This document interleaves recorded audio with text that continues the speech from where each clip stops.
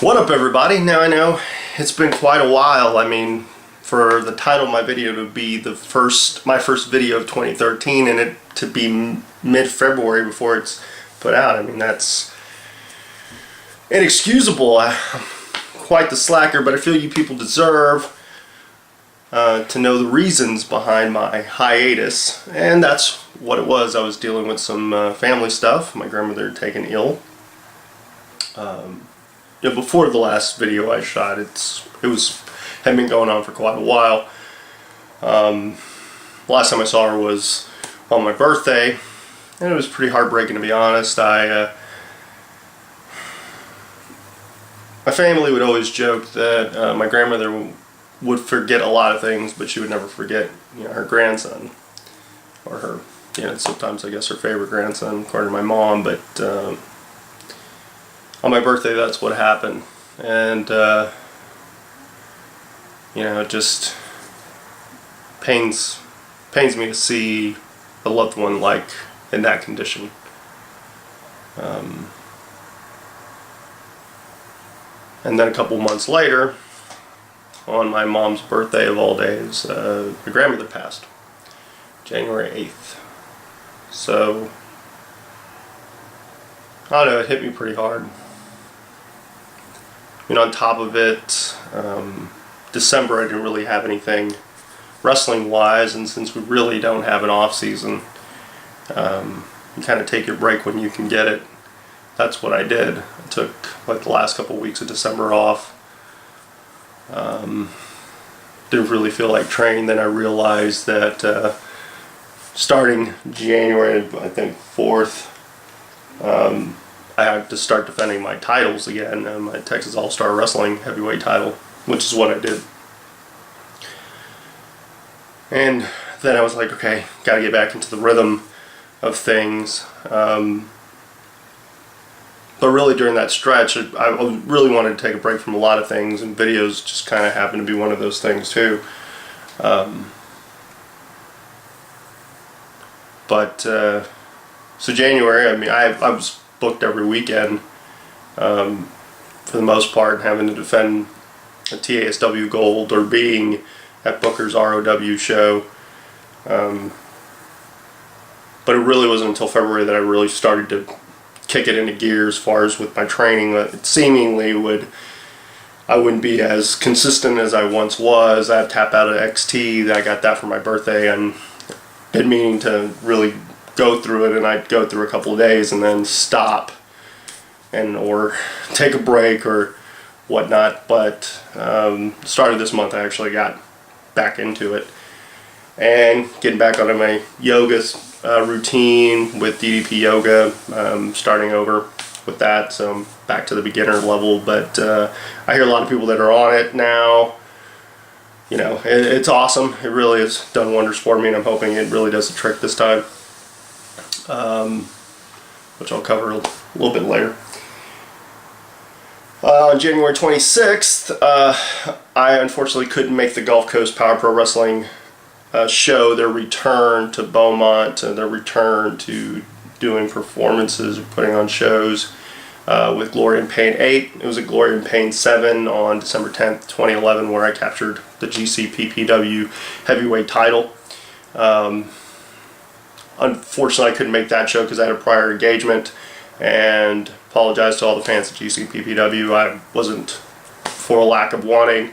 I had been booked to be at another show defending my TASW heavyweight title against the Coastal Wrestling Federation heavyweight champion Lance Beretta in a no DQ match, which had stemmed off of something that had occurred when we first faced each other, which was really my original agreement with CWF, was to work the one show unless I captured the gold.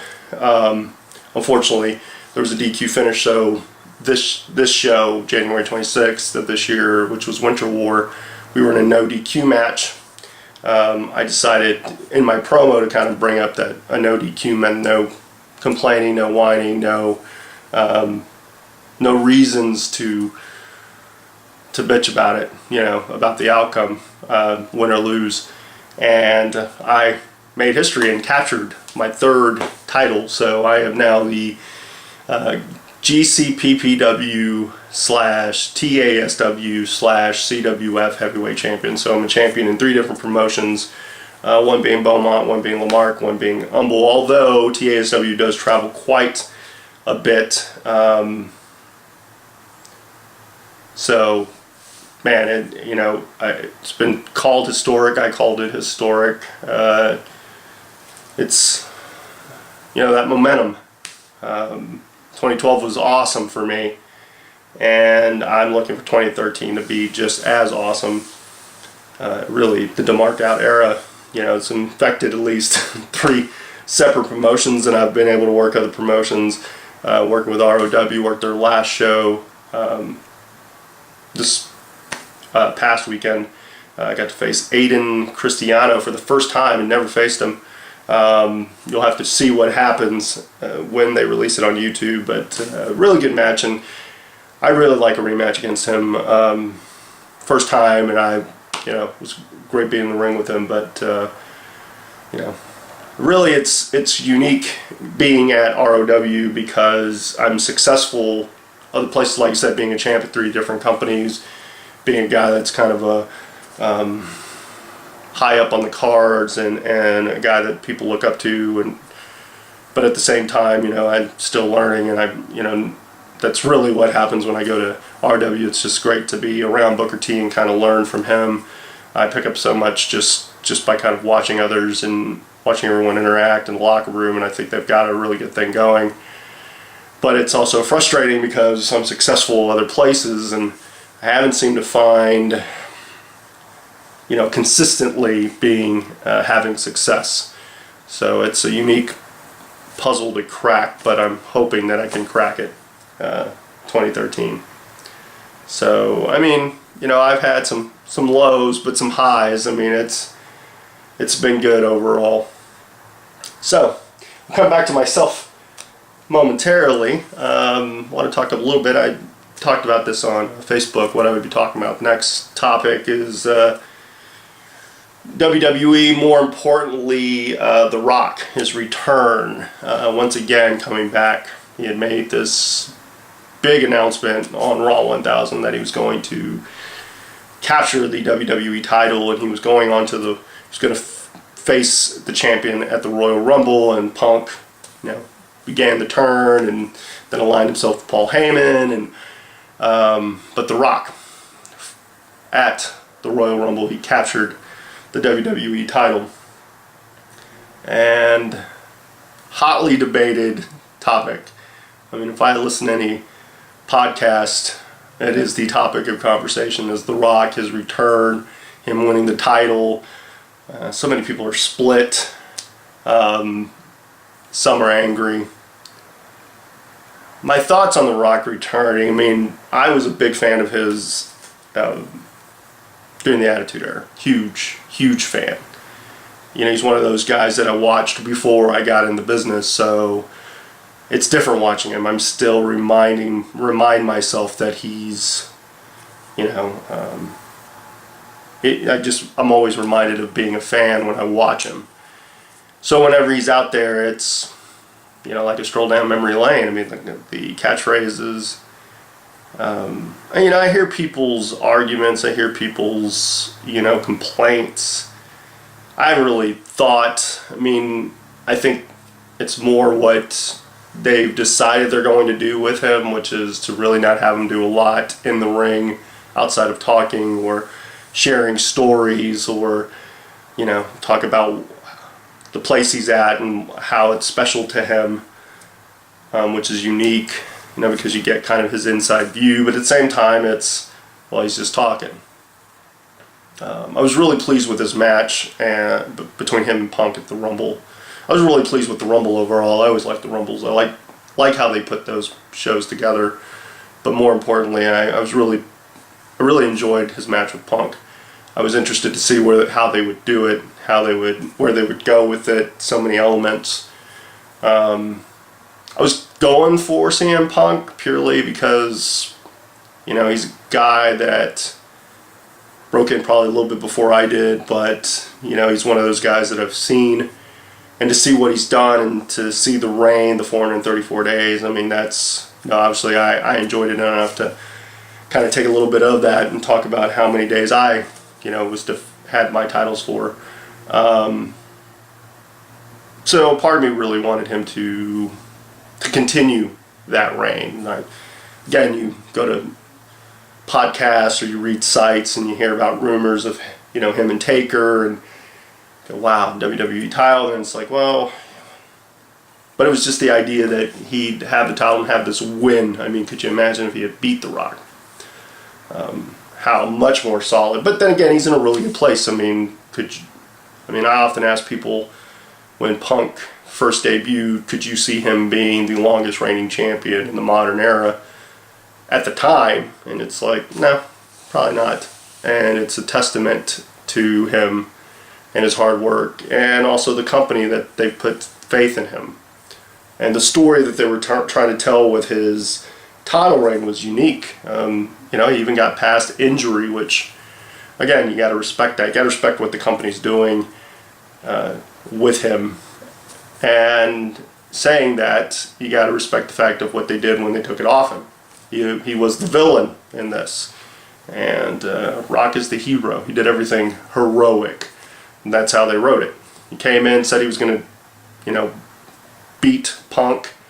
Outside of giving him the rock bottom in the middle of the ring, so you'd have that, so he'd be much, even more of a prophet. The match delivered, and I didn't have a problem with him winning. My girlfriend was saying all along that he was going to win. I was like, nah, Punk. I just believed Punk was going to win. I'm interested to see where they go with it, but I don't have any complaints. Like, if I was backstage at those shows, I would just be ecstatic about the possibility of how much money you could potentially make, how many viewers he could potentially bring in, how much mainstream viewership he could bring in, how many casual viewers would come back because he's on the show and because he's the champ. He's delivered with the ratings as much as I think anyone could at this point. Again, yeah, I get the idea of him not being there all the time after you having this champion that was there every week, which should make you respect what Punk's done even more. But at the same time, given where they may go with it, you really can't dissect it until it's over. I still try to watch it. I mean, again, I don't get many wrestling shirts. I haven't gotten a wrestling shirt in quite a while, but I do have the Knees to Faces t-shirt. I'm a fan of it. I'm a fan of what he's done, and I want to support him and others that have been on the indies and are making a difference in the Fed. But again, hats off to Rock. I'm still entertained. I mean, again, it's cool to see him take a trip down memory lane. You're just hoping that if it does, in fact, be him and Cena, which is what it's looking like. Although, I mean, you never know. You never know. Elimination Chamber, you never know what's going to happen. But if they do Rock Cena 2, then it's going to be interesting to see how they differ that from Rock Cena 1, because that was supposed to be once in a lifetime, and I'm hoping the build-up was once in a lifetime, and that they do something where the fans can genuinely enjoy. And at the same time, I'm really hoping Punk does something really good at there, but I think he is going to do something pretty good there. Another guy returned recently after saying he would never come back. Brock Lesnar. Another guy that's hotly debated his return. Brock's another one. I think back to when I first broke in and hearing just the amount of money he was making on developmental shocked me, because I'd heard about what most guys at developmental made. Then I'd hear about, and again, just kind of hearing it from other people, so you never know what that is. But I had the belief that was probably the truth. Brock comes in, he doesn't work a big, long schedule, he's not there all the time, he's not there every week. Kind of comes in, it's shocking when he comes in. I'm not on Twitter, so I didn't go to WWE.com, I didn't go on their app. I just was surprised when he showed up. Obviously, you got Paul Heyman getting a performance review, and if he's going to get fired, you assume something's going to happen, something big, and you know, who better for Brock to take out than Vince? Again, I haven't had a problem with Brock coming back, the way he comes back, the way he leaves, the number of dates that he has. It's another guy, like, awesome. You signed him for 2 more years. That's awesome. Use him as much as you can. Treat him like the event that he is. Again, if I was in the back, I wouldn't have a problem with it, because he's going to bring viewership. That's the name of the game, is to bring viewership, get more butts in the seats. So, don't necessarily have a problem with it. I couldn't say that one guy's performance is better than the other's, meaning The Rock versus Brock. I don't have an opinion of it yet, because they do different things. They're there for different reasons. Rock's there to entertain and kind of give you a stroll down memory lane. If you think about it, that's pretty much what he's doing. He's talking about the cities that he's at. He's happy to be there. He's a big star. I mean, people shouldn't complain. They should enjoy the fact that he's there, because one day he won't be. Or think back to when he wasn't there. I do. You know, if I have any complaints, it's like, well, I think back to when he's not around and then he showed up. Again, this is how they're putting it together. And Brock, same thing. I think it's just proof, like, there's a double standard, because money talks. Like, these guys draw money. They assume that these guys draw them big money, and they do draw them big money. So they're held to a different standard. They both pay their dues. So, you know, who am I to judge them based on what they're doing? I mean, if they benefit the business, then they benefit the business. Again, think to the times when they're not around. Or remember the fact that, you know, Brock Lesnar tried to do shooting star to the middle of the ring and almost broke his neck at WrestleMania. So, you know, I mean, he's put it out there for the fans and for the business. So I'm just glad that they're there. And I'm looking forward to seeing where they go with it. Next, Impact. I won't comment too much on the show. I'm going to comment more about TNA's Gut Check. As you can see, I took part in Gut Check back in June 2012 when they came to Houston. I didn't tell a whole lot of people that I was doing it. Obviously didn't tell a lot of people here. And the simple reason is that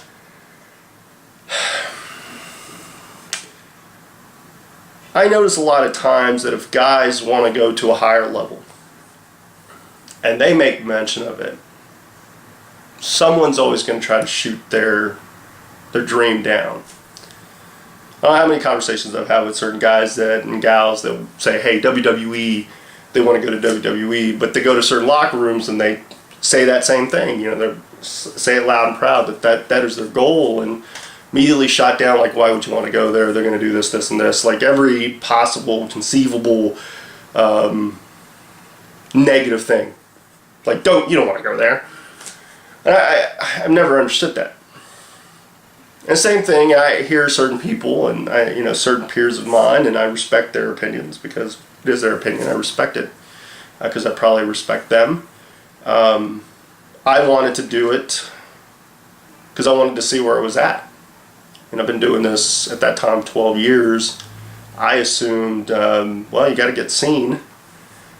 Much the reason I went back to ROW, because to be seen by Booker and get his his opinions and get his mentorship is pretty paramount for me at this point.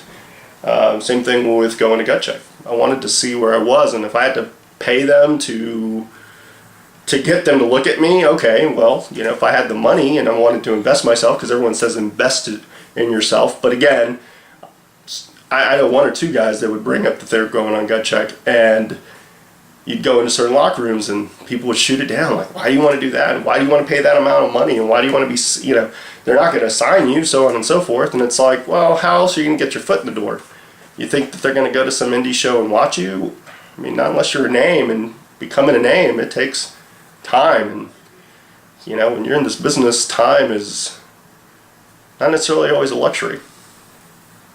So I paid the money, and I went, and I didn't have any expectations about what the outcome was going to be. I really wanted to go in there to see where I was at, what I was lacking. Wanted to see who else was going to be there, what they brought to the table, how I differed from them, how I differ from everyone on the roster. Because again, you've got to find your spot. You can't be like anybody else. You got to be your own person. You got to stand out, so on and so forth. And since I was investing my money, I was going to waste my time. Got in there, tried to be first on everything, every drill. I took whatever criticism they gave me. Obviously, for the first one, you don't necessarily be the do it right all the time, so you hope. But I was really happy to get any feedback that I got. I mean, Simon Diamond was there; he was running the thing. Bruce Pritchard was there. Ebner was there. Jeremy Borash was there. Man, that guy does everything for that company. He was filming and taking pictures, and it was great seeing the people that I saw there. And again, I don't want to come across as like everyone was negative. I told a few people, and I got some positive responses when I mentioned that I was going to do it. I got a lot of good luck out of the people that I did tell. But I just didn't want to make a big deal of it. I just wanted to go and see what came of it. Again, I got some good feedback, got to work with some quality guys, got to see some guys that I hadn't seen, got to see some people that I hadn't seen in a while, got reacquainted with some people, so it was good all in all. Could have done better, that's always the thing, but at the same time, I'm not gonna consider it a loss or anything like that. I don't consider it a waste. I think I did well. And I didn't think much of it. No one got signed that day. We were all told we were going to get some kind of evaluation email, which never came. And I asked a number of people. I was thinking, well, maybe they just didn't, which would really suck. Oh, I didn't get an email, but it seemed like no one got an email. And then earlier this year, I think everyone got an email that they were going to do this gut check thing, this voting. They were going to leave it to the people. And I didn't see that till kind of late because I was traveling for work and whatnot. So when I finally saw it and saw the link, I mean, the voting was well on its way, and I kind of look at Facebook and people were pandering for votes, which again, that's what they want you to do. They want you to pander to vote, to get people to vote for you. So they, again, if you get 50, 60,000 votes, and it's 50 or 60 individual people voting for you, and they could be like, well, 50 or 60,000 people will see you, or that, again, I can understand how they do it. I just chose really not to pander. And then the controversy, where some people were in the lead, and then all of a sudden people that hadn't had that many votes got shot up. I didn't get that luxury, unfortunately. And then they said they shut it down. And of course you had some people, oh, it's a sham, so on and so forth. And I mean, I can understand people's opinions of that. I mean, it does look kind of fishy. It is what it is. They said they fixed it. They said they're going to redo it. So I've submitted my information. So when they put it out, I'm sure I'll tell everyone, hey, vote for me, get me on gut check. Because who knows? I think that if I'm given an honest, a real honest look, and I believe in my skills, and I believe that if I was on any roster, that I'm going to enhance it, because I'm the reason everyone does to mark out. So, having said that, the future. This is video 183. I've uploaded 183 videos. And I've had a lot of fun doing it. My goal is to get to 200. And I've got those mapped out. What I'm going to do is continue the chronicles, but instead of doing one video at a time or one event at a time, I'm going to do multiple events. I'm going to kind of clump them together, kind of time frames. But it's going to go chronologically, at least to 200. So I'm going to cover a lot of, wide spectrum of things, but within my time frame, chronologically and whatnot. I do know the next one's going to be about One Night in June of 2002, One Night in June. I want to say June 21st. I could be wrong though. But it is at 2 matches at an NWA taping, 2 matches, and then that led to carry me through the rest of the year and really the remainder of my time with NWA.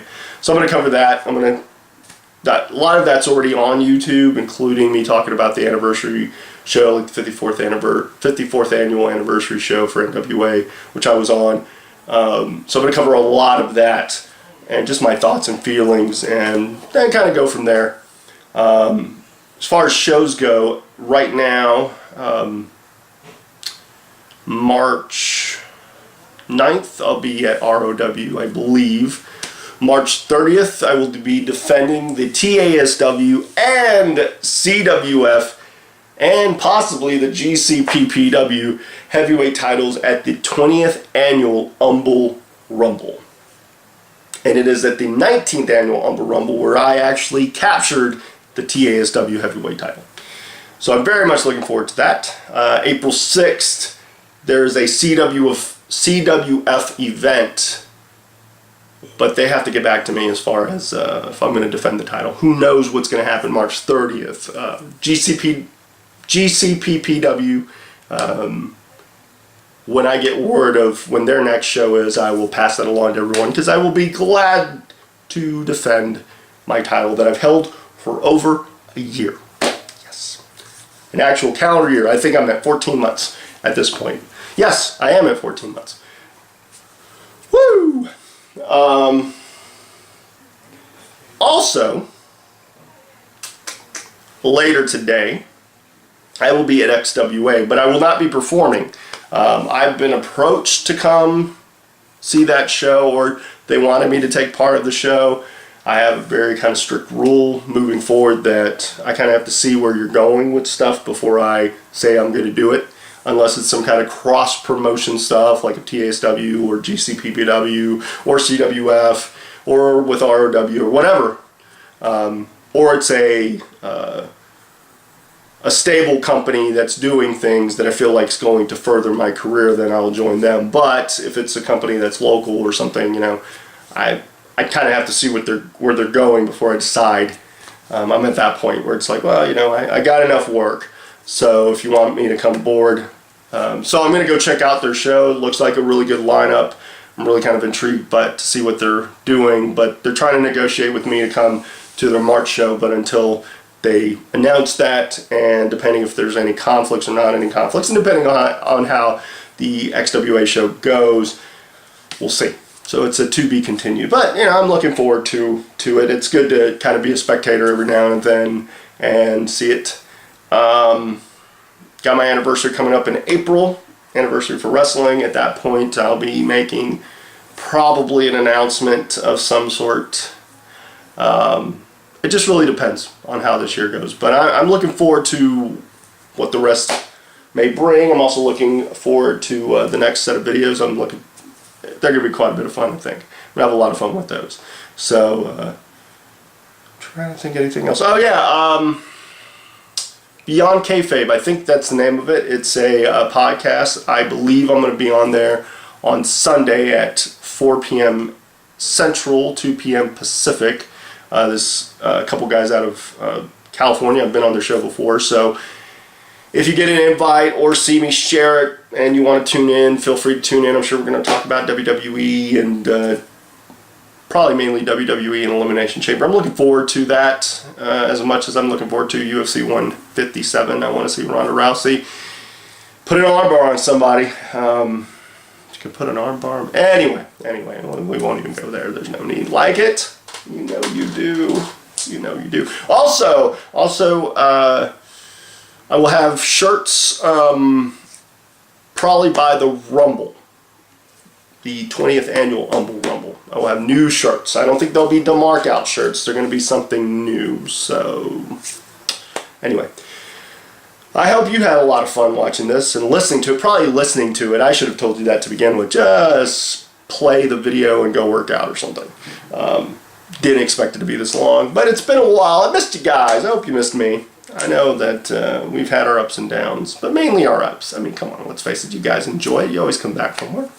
So with that being said, be on the lookout for the next video, which should be out fairly soon. And until the next time, stay cool, stay sexy, stay classy. Hey, but you know what really makes you cool, sexy, and classy? When you admit to yourself, and more importantly, admit to others that this guy right here is your reason to demark out. Admit it. Love it.